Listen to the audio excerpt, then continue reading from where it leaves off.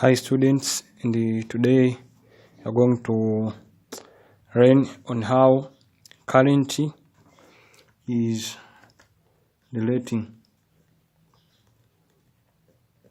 to tuliona siku yetu tulisema inaitwa drift velocity, tulisema inaitwa VD, drift velocity.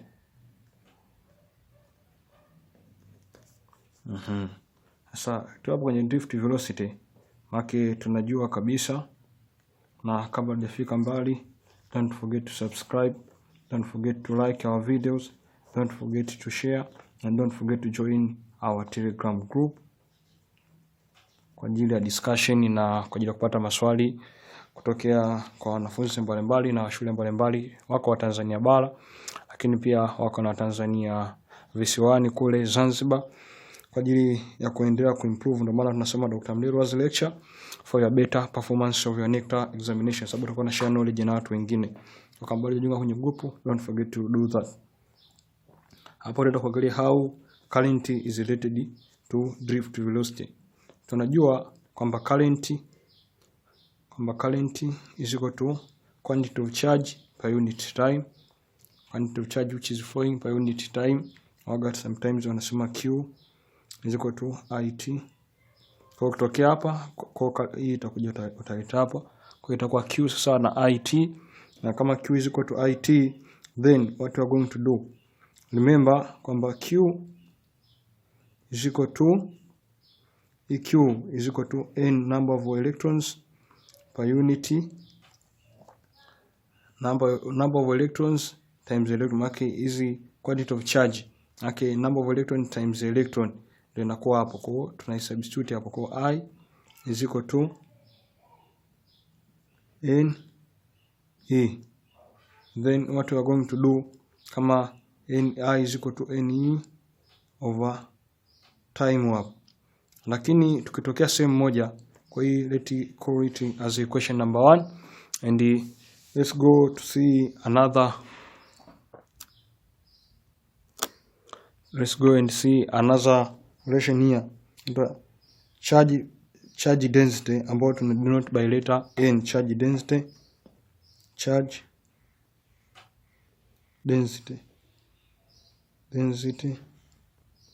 ambayo tuna denote by letter small letter n, na hiyo charge density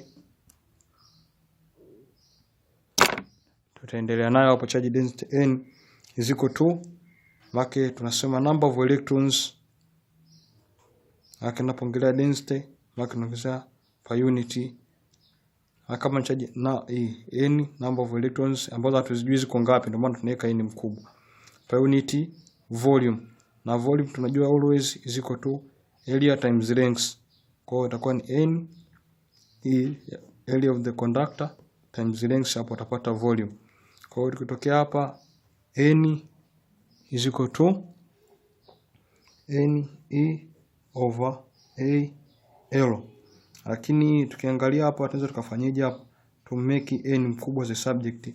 Tukitokea hapa tutasema n is equal to n L over e. Hiyo is equal to, sasa e tuite equation 2. Sasa chukua hii peleke hapa, na ukichukua kutoka hapo utasema n is equal to e over t times n L over e. Sasa n sawa hapo. Kutokea hapo makaja sema I is equal to huyu hapa, tulikosea hapa, akasema charge density is equal to number of electron, na yupo electron hapa, yupo electron na hapa hamna electron, kwa hiyo n na hapa hamna electron.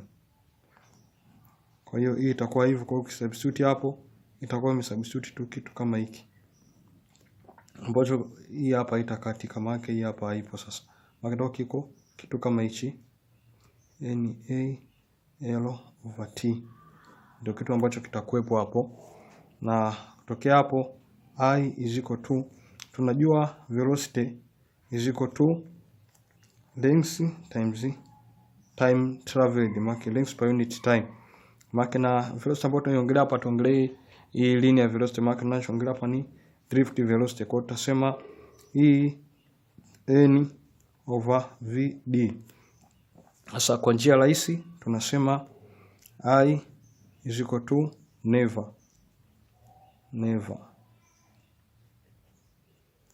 Kwa hii ndo relation kati ya I na V. Kwa kutokea hapa hizi zikiwa constant area, number of electron na electron zikiwa constant, hii ni electron density. Tunasema I is directly proportional to VD. Lakini hizi hapa tatu zikiwa constant. Kwa hiyo hapa ndo how current is related to velocity, ambapo ni drift velocity. So don't forget to subscribe, don't forget to like, don't forget to share, don't forget to join our Telegram group by using the link in the description below. Kwa kutumia link ziko kwenye description hapo. Kama kuna kitufe chekundu hapo kimeandikwa subscribe kwenye channel, kiminye hicho subscribe na chagua kengele ambayo imeandikwa all, na tukutane kile lecture ijayo. Asante.